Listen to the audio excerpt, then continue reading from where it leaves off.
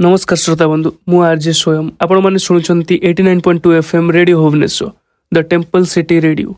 आज आम सहित उपस्थित अच्छा उत्कलमणि गोपबंधु वृद्धाश्रम प्रतिष्ठाता श्रीजुक्त नीलू खुंटिया। नमस्कार, आपण को आम कार्यक्रम कथबार्ता को स्वागत।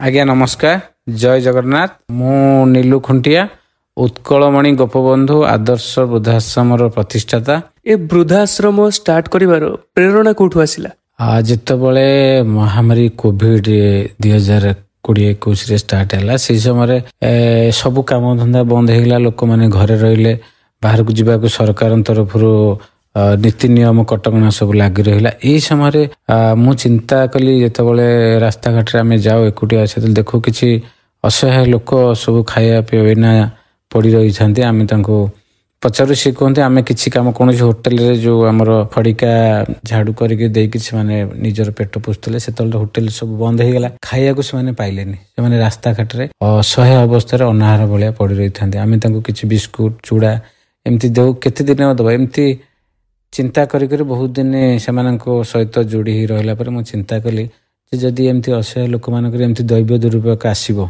समाज जो अच्छी संस्कार अच्छी एमती भी जिनस आसब, तेणु असहाय लोक मान सहारा हाँपाई मोर गोटे हृदय कहीं से दिग को आगे गला। तेणु भगवान गोटे निश्चित निर्देश से वृद्धाश्रम करने आगेली एवं कर चालू। प्रथम दिन रे कौन सब चैलेंजेस आपण फेस करथिले? चैलेंजेस माने जेतेबेले मोर प्रथमे 5 जन 6 जन फास्ट गोटा स्टार्ट करथिली, से दिन मुझे चिंता करी माने आगो को निश्चित वृद्धाश्रम बढ़िबो और अधिक लोक आसबे, केमती तांको खाया देबी कौन करी एमती गोटे चिंता आसूला। किंतु एबे मु भावुची ना किसी असुविधा नहीं, जेतेबेले दुनिया रे तमे भलो काम टिके करिवो निश्चित समस्त साहाय्य सहयोग रहिबो, भगवानकर मध्य आशीर्वाद रहिबो, तमे निश्चित ताको आगे नेबो, सेतरे किसी असुविधा हेबोनी, किसी समस्या बद होउनी। आपणकर पर्सनल जीवन सह आश्रमर किसी कनेक्शन अछि कि? निश्चित अछि, कहीं मोर परिवार मोर 2टा झी मोर सहधर्मिणी अच्छा से बापा माँ समस्ते समस्त आशीर्वाद समस्त साहाय्य सहयोग थिबार मुझे गोटे भल सेवा कार्य निश्चित कर तेणु से निश्चित सहयोग मो प्रति रही। वृद्ध लोक मानू फिजिकल आउ मेंटल हेल्थ पई आपण केमिति सहायता करंती? सेमानंकु फिजिकल माने सेमाने तो बयस होला पर किछि करि परंती, सेमानंकु एम्ति आध्यात्मिक लाइन जोटा कि आमे भजन कीर्तन करिबा, सकाळ टिके जोग करिबा, ई गुडा कले सेमाने टिके करि पारे, अन्य किछि आ काम करि पारे तांकर सक्षम न थाए, किंतु तांको मनोबल दृढ़ थाए, सेमाने करिया को इच्छा करंती, किंतु शारीरिक जेहेतु असुस्थ थांती सेमाने करि पारंती। आपण माने पर्व पर्वाणी केमिति सेलिब्रेशन करंती? हमर ओडिसा साहित्य संस्कृति परंपरा को बंचिया पई आमे 12 मास रे 13 पर्व, प्रत्येक पर्व को पूरा सुचारू रूपे पालन करू। ए गत जून मास रे हम रज पर्व बहु आडंबर रे पालन कराइतला। ओडिया भाषा साहित्य संस्कृति विभाग तरफ हमको सहयोग मिले, आमे ताकू बहु आडंबर रे पालन करू। सब मौसा मास माने दोली खेलंती, पिठापना खाती, रजपान खाती, तांको भितर निज निज भितर गोटे पारिवारिक जमती गोटे परिवार सहित एठी अछंती, तांको सेमती फील लागे, से माने बहुत खुशी रे पालन करंती। वृद्ध लोक मानकर सबुठु बड़ इच्छा कोन थाए? सेमानकर तो इच्छा सब बेले थाए जे तांको परिवार पाखरे केमती रहिबा, तांको पिला मानक पाखरे केमती रह, किंतु भगवानकर एमती गोटे सृष्टि एमती गोटे विडंबना सेमानकर भाग्य रे अछि। सेमाने पिला मानकु छाड़ी आसी मो पाखरे अछंती उत्कलमणि गोपबंधु आदर्श वृद्धाश्रम रे।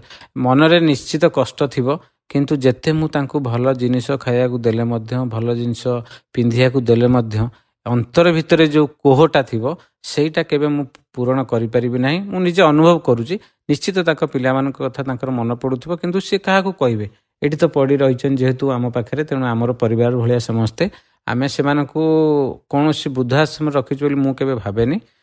मु भाबे जे सी आमर परिवार लोक, आमे तांको परिवार पाखरे पाइछु, आमे तांको रखिछु। पिला पाई माँ बापा सारा जीवन दे दियंती, किंतु कोन पाई से पिला एमिति माँ बापा को वृद्धाश्रम रे छाड़ी दिए?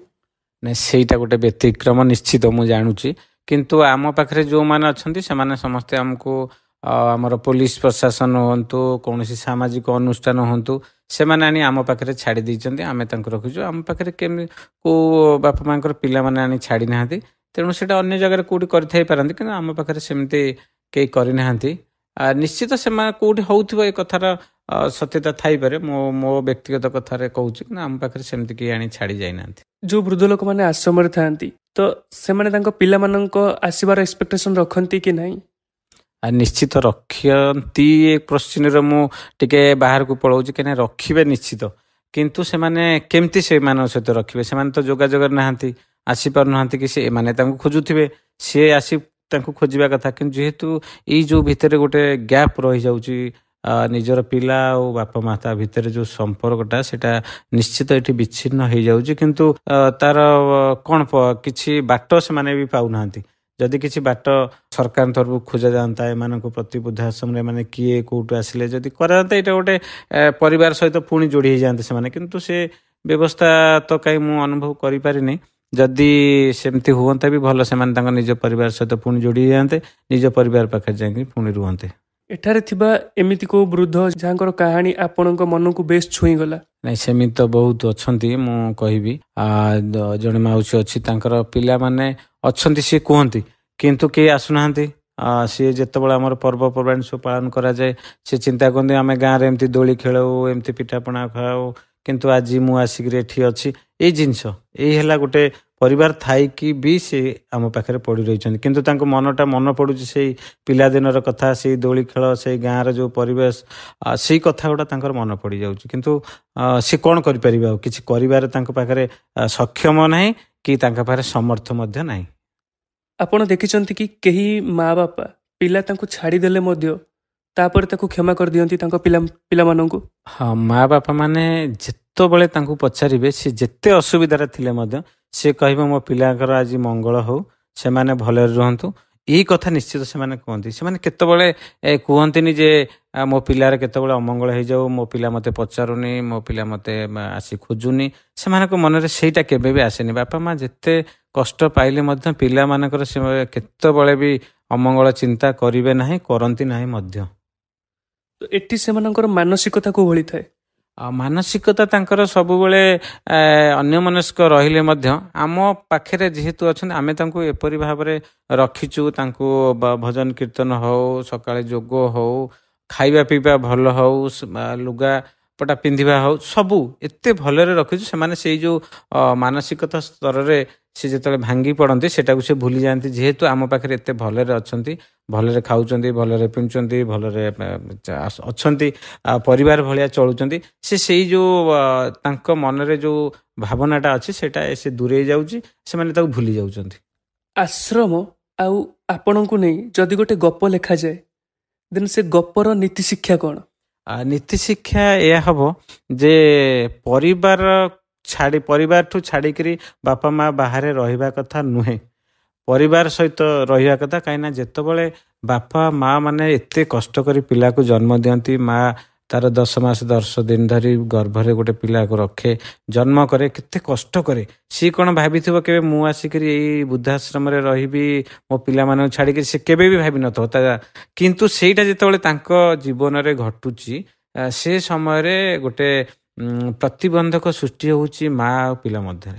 ଏଇ ଯେଉଁ ସମ୍ପର୍କଟା, ପାରିବାରିକ ସମ୍ପର୍କ, ଏଇଟା ସମାଜ ପାଇଁ କେବେ ଅନୁକୂଳ ନୁହେଁ। କିନ୍ତୁ ମୁଁ ଏଇ ମିଡ଼ିଆ ମାଧ୍ୟମରେ, ରେଡ଼ିଓ ଇଏ ମାଧ୍ୟମରେ କହିବାକୁ ଚାହିଁବି, ସମସ୍ତେ ପିଲାମାନେ ନିଜର ବାପା ମା ମାନଙ୍କୁ ନିଜ ପାଖରେ ରଖନ୍ତୁ, ପରିବାର ସହିତ ରୁହନ୍ତୁ। ନହେଲେ ଆମର ଓଡ଼ିଆ ସଂସ୍କୃତି ଯେଉଁଟା ନିଶ୍ଚିତ ଭାବେ ତଳୁ ତଳୁ ପଳେଇବ। ଯଦି ଆମର ଆଗାମୀ ପିଢ଼ି, ଛୋଟ ଛୋଟ ପିଲାମାନେ, ସେମାନେ ବି କ'ଣ ଶିଖିବେ? ତେଣୁ ଓଡ଼ିଶାର ଏଇ ଯେଉଁ ପରମ୍ପରା ସୃଷ୍ଟି ହେଉଛି, ୟାକୁ ସମସ୍ତେ ଯଦି ଆମେ ଚାହିଁବା, ୟାକୁ ନିଶ୍ଚିତ ଆମେ ପୁଣ୍ୟଛେଦ ପକାଇ ପାରିବେ। ସବୁ ବାପା ମା ମାନେ ନିଜ ପିଲା ପାଖରେ ହେବେ, ନିଜ ପରିବାର ସହିତ ରହିପାରିବେ। ଆଗାମୀ 5 ବର୍ଷର ଆପଣଙ୍କର ଭିଜନ କ'ଣ? ଭିଜନ ଅଛି, ମୁଁ ଓଡ଼ିଶାରେ ଜଣେ ଉତ୍କଳମଣି ଗୋପବନ୍ଧୁ ଆଦର୍ଶ ବୃଦ୍ଧାଶ୍ରମ, ଏଇ ଉତ୍କଳମଣିଙ୍କ ନାଁରେ ଯେହେତୁ ଏଇଟା ହେଇଛି, ମୋର ଆତ୍ମବିଶ୍ୱାସ କହୁଛି ମୁଁ ନିଶ୍ଚିତ ଆଗକୁ ଆହୁରି ବିଭିନ୍ନ ଜାଗାରେ ମୁଁ ସକ୍ଷମ ହେଇପାରିବି, ଅଲଗା ଜାଗାରେ ବ୍ରାଞ୍ଚ ଖୋଲିବା ପାଇଁ। ତା ସହିତ କିଛି ସମାଜରେ କିଛି ଅବହେଳିତ ପିଲାମାନେ ମଧ୍ୟ ମୁଁ ଦେଖୁଛି, କେଉଁମାନଙ୍କର ବାପା ମାନେ ହଠାତ୍, ଆଜି ମୁଁ ଜଷ୍ଟ ଏଇ ଟିଭିରେ ଦେଖୁଥିଲି, ଗୋଟେ ମା ବାପା ଚାଲିଗଲେ, ଏଇ ଆମର ବନ୍ୟା ପାଣି ଇଏରେ କ'ଣ ଅସୁବିଧା ହେଲା, ଇଏ ହେଲା, କେଉଁଥିରେ କ'ଣ ଚାଲିଗଲେ। ଦୁଇଟି ପିଲାଙ୍କୁ ମିଡ଼ିଆ ମାଧ୍ୟମରେ ଦେଖୁଥିଲି ତାଙ୍କର କେହି ନାହାନ୍ତି, ଅସହାୟ ଅବସ୍ଥାରେ ଅଛି। ଏମିତି କିଛି କିଛି ପିଲା ଯେଉଁମାନଙ୍କର ବାପା ମାନେ ମୃତ୍ୟୁବରଣ କରୁଛନ୍ତି କି ତାଙ୍କର କିଛି ଅସୁବିଧା ହେଇଯାଉଛି କି ଦେହ ଖରାପ ଶଯ୍ୟାଶ ହେଇଯାଉଛନ୍ତି, ସେ ପିଲାମାନେ ପାଠ ପଢ଼ାରୁ ବଞ୍ଚିତ ହେଉଛନ୍ତି। ଭବିଷ୍ୟତରେ ମୋର ଗୋଟେ ଆଶା ଅଛି, ମୁଁ ନିଶ୍ଚିତ ଭାବରେ ଗୋଟେ ଯେମିତି ପିଲାମାନଙ୍କୁ ରଖି ସରକାରୀ ସ୍କୁଲରେ ପାଠ ପଢ଼ାଇବା, ତାଙ୍କର ଦାୟିତ୍ୱ ନେବା, ଏସବୁ ଜିନିଷ କଲେ ଯେଉଁଟା ବୃଦ୍ଧାଶ୍ରମ ଆଉ ଆମର ସେବାଶ୍ରମ ଭଳିଆ ଦୁଇଟା ଜିନିଷ ଏକା ଜାଗାରେ ହେଲେ ମୁଁ ଭାବୁଛି ଯେ ସେମାନଙ୍କ ସହିତ ଏମାନେ ମିଶିକି ରହିପାରିବେ। ନିଜର ଅଜା ଆଈ ନାତି ନାତୁଣୀ ଏଇ ପରସ୍ପରକୁ ପରିପୂରକ ଭଳିଆ ଗୋଟେ ପରିବାର ଭଳିଆ ଲାଗିବ। ଗୋଟେ ଇଚ୍ଛା ଅଛି କରିବା ପାଇଁ। ମୁଁ ନିଶ୍ଚିତ ଭାବରେ ଏଇଟା ସରକାରଙ୍କର ନୀତି ନିୟମ ଅନୁସାରେ ଯାହା ଅଛି ତାକୁ ପାଳନ କରିକି ମୁଁ ଭାବୁଛି ଆଗାମୀ ଦିନରେ ଏଇଟା କଲେ ଏଇଟା ଗୋଟେ ସମାଜ ପାଇଁ ଗୋଟେ ଆଦର୍ଶ ହେବ। ଆଉ ପିଲାମାନଙ୍କ ଯେଉଁମାନେ ଅବହେଳିତ ପିଲାମାନେ ଅଛନ୍ତି ପାଠ ପଢ଼ିବାରେ ତାଙ୍କୁ ଅସୁବିଧା ହେଉଛି ତାଙ୍କୁ ସାହାଯ୍ୟ କରିବା, କି ଯେଉଁମାନେ ପିଲାମାନେ ଅସୁବିଧାରେ ଥାଇକିରି ସେମାନେ ଭଲ ପରୀକ୍ଷାରେ ଉତ୍ତୀର୍ଣ୍ଣ ହେଉଛନ୍ତି, ନିଟ୍ ପାଉଛନ୍ତି, ମେଡ଼ିକାଲ ପାଉଛନ୍ତି, ସେମାନେ ପାଠ ପଢ଼ି ପାରୁନାହାନ୍ତି, ସେମାନଙ୍କୁ ମୁଁ ସମାଜରେ କେମିତି ସେମାନେ ପାଠ ପଢ଼ିବେ ସେମାନଙ୍କ ପାଇଁ ଚେଷ୍ଟା କରିବା। ଟଙ୍କାର ପଇସାର ଯେଉଁ ଆବଶ୍ୟକ ଅଛି, କୌଣସି କଲେଜରେ ପଢ଼ିବେ କ'ଣ କରିବେ, ସେମାନଙ୍କୁ ସମାଜରେ ଯେମିତି ସେମାନେ ଗୋଟେ ପ୍ରତିଷ୍ଠିତ ହେବେ, ତାଙ୍କର ଆଜି କେହି ନାହାନ୍ତି ସେମାନେ ଅନୁଭବ କରିବେନି। ମୁଁ ସେଇ ମନରେ ଅଛି, ନିଶ୍ଚିତ ଆଗକୁ କରିବି ବୋଲି ମୋର ଆଶା ବିଶ୍ୱାସ ଓ ଭରସା ଅଛି। ଆଉ ଏଇଟା ନିଶ୍ଚିତ ମୁଁ କରିପାରିବି ବୋଲି ମୁଁ ଭାବୁଛି। ଭଗବାନଙ୍କର ଆଶୀର୍ବାଦ, ଜଗନ୍ନାଥଙ୍କ ଆଶୀର୍ବାଦ ଆଉ ମୋ ବାପା ମାଆଙ୍କର ଆଶୀର୍ବାଦ ଯଦି ନିଶ୍ଚିତ ଅଛି, ମୁଁ ଏଇଟାକୁ ନିଶ୍ଚିତ ପୂରଣ କରିବି ବୋଲି ଭାବୁଛି। ଏଠାରେ ଯେଉଁ ବୃଦ୍ଧମାନେ ଅଛନ୍ତି ସେମାନେ ତ ତାଙ୍କ ଘରର ଠିକଣା ଜାଣିଥିବେ, ତ ସେମାନେ କେବେ ଘରକୁ ଯିବା ପାଇଁ ଚେଷ୍ଟା କରନ୍ତିନି? ନା, କେବେ ଚେଷ୍ଟା କରନ୍ତିନି ଏଇଥିପାଇଁ ଯେ ସେମାନେ ଜାଣିଛନ୍ତି ସେମାନଙ୍କ ଘରକୁ ଗଲେ ସେମାନଙ୍କୁ କୋଅପରେଟ୍ ମିଳୁନି, ଆଉ ତାଙ୍କ ପ୍ରତି ଅନ୍ୟାୟ ହେଉଛି, ଏଇସବୁ ଯେଉଁ ଜିନିଷ ରହୁଛି ସେମାନେ ଦେଖୁଛନ୍ତି ଆମେ ତ ଏଇଠି ଭଲରେ ଅଛୁ, ଭଲ ଖାଉଛୁ ପିନ୍ଧୁଛୁ ରହୁଛୁ, ଭଲ ଜାଗାରେ ବି ଅଛୁ, ସେଥିପାଇଁ ସେମାନେ ଯାଉନାହାନ୍ତି। ଏଠି ଯଦି ସେମାନେ ସେମିତିଆ ଗୋଟେ କିଛି ଫେସ୍ କରନ୍ତି ସେମାନେ କହନ୍ତି ନାଇଁ ବରଂ ଅସୁବିଧା ମୁଁ ମୋ ଘରକୁ ପଳେଇବି। କିନ୍ତୁ ଯେହେତୁ ଏତେ ସୁବିଧାରେ ରଖା ହେଇଛି ନିଜର ପରିବାର ସଦସ୍ୟ ଭଳି, ତେଣୁ ସେମାନେ କେବେ ଆଉ ଯିବାକୁ ମନେ କରୁନାହାନ୍ତି। ଅଛନ୍ତି ମୋ ପାଖରେ ମୋର ପ୍ରଥମ ଆରମ୍ଭରୁ 2ରୁ 3 ବର୍ଷ ଭଳିଆ କହିଲେ ଲୋକମାନେ ବି ମୋ ପାଖରେ ଅଛନ୍ତି। କେବେ ସେ କହନ୍ତିନି ମୁଁ ଘରକୁ ପଳେଇବି କି ଗାଁକୁ ପଳେଇବି, ଏମିତି କେବେ କହିନାହାନ୍ତି। ମୋତେ ବି ମୁଁ ବି ଅନୁଭବ କରିନି ସେମାନେ କାହିଁ ଯିବି ଗଲା ଭଳିଆ। ସେମାନଙ୍କ ଆଖିରେ ଆପଣଙ୍କର ଛବିଟା କେମିତି? ସିଏ ଭାବନ୍ତି ଯେ ଆମେ ଆମ ପିଲାମାନଙ୍କୁ ଛାଡ଼ି ଆସୁ, ଇଏ ଆମର ଗୋଟେ ପୁଅ, ଇଏ ଆମକୁ ନିଶ୍ଚିତ ଭାବରେ ଭଲରେ ରଖିବ, ଭଲରେ ରଖିଛି। ସେ ଯେତେବେଳେ ମୁଁ ଆବସେଣ୍ଟ କେତେବେଳେ ସକାଳେ ଆସିନଥିବି, ଯଦି ସନ୍ଧ୍ୟାକୁ ଆସିଲି ସେ କହନ୍ତି ପୁଅ କୁଆଡ଼େ ଯାଇଥିଲ, ଆଉ ଆଜି କୁଆଡ଼େ କ'ଣ କାମ ଥିଲା ଆସିନଥିଲ ସକାଳେ, ଏଇ ଯେଉଁ କୋଶ୍ଚିନ୍ଟା ସେ ପଚାରନ୍ତି। ଏଇଠୁ ଅନୁଭବ ହେଇଯାଏ ଯେ ସେମାନଙ୍କର ମୋ ପ୍ରତି କେଉଁ ଭଳି ଭାବରେ ମାନେ ଆଟ୍ରାକ୍ସନ୍ ଅଛି, ମୋତେ ଦେଖିଲେ ସେମାନେ କେତେ ଖୁସି ହୁଅନ୍ତି ମୁଁ ସେଇଠୁ ବୁଝିପାରେ। ତେଣୁ ଜିନିଷଟା ହେଉଛି ସେମାନଙ୍କର ଆଖି ଆଗରେ ମୁଁ ଯେତେବେଳେ ଚାଲୁଥିବି ବୁଲୁଥିବି ସେମାନେ ଭାରି ଖୁସିରେ ଥାନ୍ତି। ମୁଁ ଯେତେବେଳେ ଆସିନଥିବି ଘଣ୍ଟେ 2 ଘଣ୍ଟା ନିଶ୍ଚିତ ସେମାନେ ଖୋଜି ହୁଅନ୍ତି ଓ ଆସିଲେ ଏଇଟା ପଚାରନ୍ତି। ଲୋକମାନଙ୍କର ବ୍ୟାଙ୍କରେ ବହୁତ ଧନ ସମ୍ପତ୍ତି ଟଙ୍କା ଥିବ, କିନ୍ତୁ ମୋର ଏଇ ଯେଉଁ ଲୋକ ସମ୍ପର୍କ ଜନସମ୍ପର୍କ ଇଏ ଯେଉଁ ମୋ ପାଖରେ ବଳ ଅଛି, ୟା ଆଗରେ ଟଙ୍କା ପଇସାର ମୂଲ୍ୟ କିଛି ନାହିଁ। ନିଶ୍ଚିତ ଭାବରେ ସେମାନଙ୍କର ଏଇ ଯେଉଁ କେଇ ପଦ କଥା ମୋତେ ଆଜି ଆଗକୁ ଟାଣି ନେଇଛି, ମୁଁ ନିଶ୍ଚିତ ଆଗକୁ ଯିବି। ଆପଣ ଯୁବପିଢ଼ିକୁ କ'ଣ ଉପଦେଶ ଦେବାକୁ ଚାହିଁବେ? ଯୁବପିଢ଼ିକୁ ଏଇ ଉପଦେଶ ଦେବି ଯେ ସେମାନେ ସମାଜରେ ନିଜର ପରିବାରକୁ ସବୁବେଳେ ଯେମିତି ଆଗେ କ'ଣ ଥିଲା ନା ପରିବାର ଥିଲା ବଡ଼, ଘର ଥିଲା ଛୋଟ।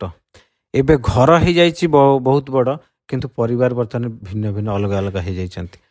ତେଣୁ ଏଇ ଜିନିଷଟାକୁ ମୁଁ ନିଶ୍ଚିତ ଭାବରେ କହିବି, ପ୍ରତ୍ୟେକ ବଡ଼ ଘର ଯେମିତି ଆଗେ ଥିଲା, ବଡ଼ ପରିବାର ଯେମିତି ଥିଲା, ସେମିତି ସମସ୍ତେ ମିଶିକିରି ରୁହନ୍ତୁ, ପରିବାର ସହିତ ରୁହନ୍ତୁ। କେହି ଆଉ ଅଲଗା ହେଇଯାଆନ୍ତୁନି।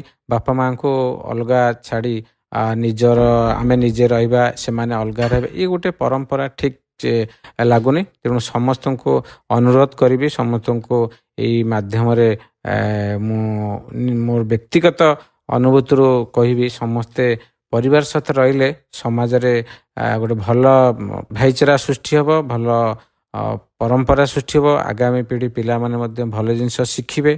ଯଦି କୌଣସି ବୟସ୍କ ବ୍ୟକ୍ତି ଅସୁବିଧାରେ ଥାଆନ୍ତି ଏବଂ ଆଶ୍ରୟ ଖୋଜୁଥାନ୍ତି, ତାହେଲେ ରେଡ଼ିଓ ଭୁବନେଶ୍ୱର ଜରିଆରେ ଆପଣ ସେମାନଙ୍କୁ କ'ଣ କହିବାକୁ ଚାହିଁବେ? ଏଇ ବୃଦ୍ଧାଶ୍ରମଟି ଜଗନ୍ନାଥନଗର ଆମର ଜିଜିବି କଲୋନୀ ରସୁଲଗଡ଼ ପାଖରେ ଅଛି। ଯେଉଁମାନେ ଚାହିଁବେ ଏଇ ଭାଇଙ୍କ ଜରିଆରେ ମୁଁ ଜଣାଇବାକୁ ଚାହୁଁଛି, ଯେଉଁମାନେ ଅସହାୟ ବ୍ୟକ୍ତିମାନଙ୍କୁ ଯେଉଁଠି ବି ପାଉଛନ୍ତି ରାସ୍ତାଘାଟ ଯେଉଁଠି ବି ଚାହୁଁଛନ୍ତି ସେମାନେ ଆଣି ମୋ ପାଖରେ ଛାଡ଼ିପାରିବେ। ଓଡ଼ିଶାର ଯେକୌଣସି ଜାଗାରେ ଯେଉଁ ବ୍ୟକ୍ତି ଆସି ରହିବେ ମୁଁ ତାଙ୍କୁ ନିଜର ପରିବାର ଭଳିଆ ରଖିଛି ଆଉ ରଖିବା ମଧ୍ୟ ଚାହୁଁଛି। ଆପଣମାନଙ୍କର ସାହାଯ୍ୟ ସହଯୋଗ ହେଲେ ଆହୁରି ଆଗକୁ ଏ ଉତ୍କଳମଣି ଗୋପବନ୍ଧୁ ଆଦର୍ଶ ବୃଦ୍ଧାଶ୍ରମ ନିଶ୍ଚିତ ଆଗେଇ ଯିବ। ବହୁତ ବହୁତ ଧନ୍ୟବାଦ ସାର୍, ଆପଣ ଆମ ସହ ଏସବୁ ସମ୍ପର୍କରେ ବିସ୍ତୃତ ଭାବରେ ଆଲୋଚନା କଲେ। ଶ୍ରୋତାମାନେ ଆଶା କରୁଛୁ ଆଜିର କାର୍ଯ୍ୟକ୍ରମଟି ଆପଣଙ୍କୁ ବହୁତ ଭଲ ଲାଗିଥିବ। ଆଜି ପାଇଁ ରହୁଛୁ, ନମସ୍କାର।